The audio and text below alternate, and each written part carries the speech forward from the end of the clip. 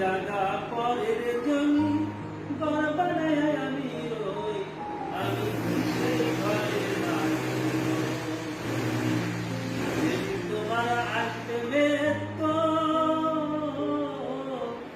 যেদিন তোমার আসবে মৃত্যু, সেদিন তোমার থাকবে না কোনো স্ত্রী। ঘর বানায় আমি রই, সে ঘরের মালিক রই। মৃত্যু হওয়ার সঙ্গে সঙ্গে আপনি আসে যাবে। কখনো কেউ ঘরে আরো রাখিবে না।